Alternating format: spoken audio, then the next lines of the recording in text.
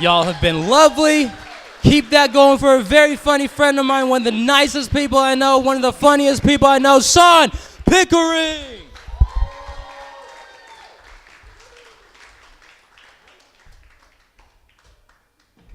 All right.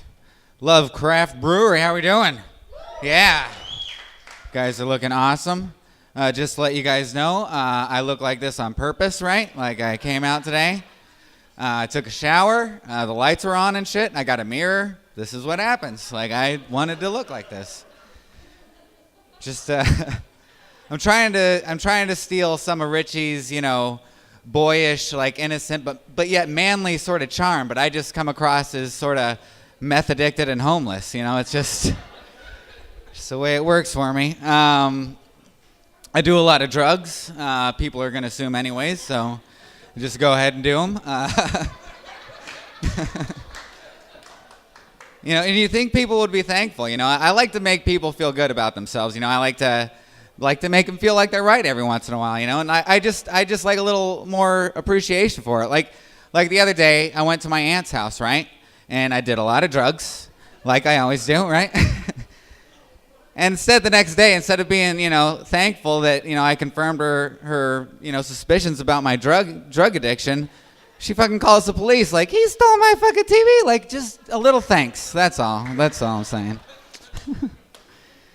Made her right for once in her life. I think that's...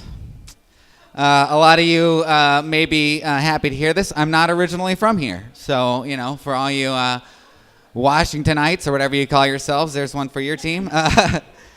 I'm actually originally from Colorado.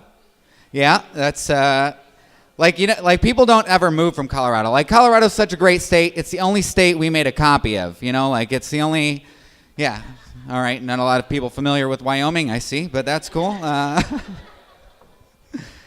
why we made Wyoming. They were like, "Why did you do Wyoming? That's a good name." They just, I think they were copying off the guy who made Colorado. Actually, I think he wasn't, covering his test up enough or something. But I was from a great state. When I was 5, my mom moved me to Indiana, which is where dreams go to die. Don't go there. It's a horrible place. Indiana is known as the Hoosier State because if you're born there, you need to pick another one. You need to get the fuck out of there. Like Michael Jackson is actually from Indiana, if you didn't know that. He left when he was 5 because that's what you do. I moved there when I was 5 because my family knew I was going to amount to shit. Like, so they... They're like, we need to make some space for somebody who's going to make it someday. All right. When I moved up here, my friends said, Sean, you got to watch out in Seattle. The weather is horrible. People kill themselves all the time because of it. And I moved up here, and I got to tell you guys, I think the weather gets a little too much credit. I think it has way more to do with the seagulls shitting on people. Like, have you put any numbers on that? I don't know. I remember the first person I ever saw got shit on by a seagull, and you'll never forget that person ever in your life. I haven't seen him since. I think he killed himself. Like, it was years ago. We got a weird saying in Indiana where I grew up that we say, we're going to do that until the cows come home because we don't fucking trust cows. We don't want them in on our shit. Every morning we wake up, we wait till the cows leave, we get all our shit out, we start doing it, right? And then they start coming back, put all our shit away, we're like, don't want to let them in, right? Which is a good thing, because a lot of what we're doing is killing and eating cows. I cannot, do not want them in on that. Weirder thing about that is we let the fucking pigs watch, right? We just let them ride in on it, like they just get to see the whole horrible thing happening, which is kind of funny to me because pigs are supposed to be one of the smartest animals on this planet, but I'll tell you what they're not doing. They are not telling the cows shit. They are just leading them to slaughter. All right. I like to talk to my dog a lot. Anybody else out there? I don't have a Ouija board, so I can't talk to Richie's dog, unfortunately. The dog he's not a very good conversationalist, to be totally honest with you. Mostly he just wants to know, like, when are we going to eat, man? We eat? We're eating now? What? We eating? That and, when are you going to go murder people for the devil? Like, it's... I don't know why dogs want their owners to do that all the time, but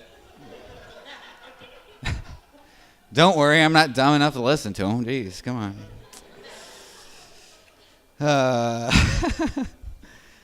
I like that pot's legal. I like to smoke pot a lot. Anybody else? All right, yeah, woo. I like pot. Has anybody else noticed how desperate like your old pot dealing friends have gotten like in the last couple of years, right? Like I got a text message from my friend the other day, said, "Sean, I will S your D if you buy a dime bag from me, man." And I was like, that sounds like a deal. I've got to go take him up on that. I had to go down to Highway 420 first because they said they price match, but they do not. They do not price match. I want to play a romantic prank on my wife, guys. One, because it'll put a little spice in our relationship, and two, she deserves it. Like it's just kind of ups and downs we go through.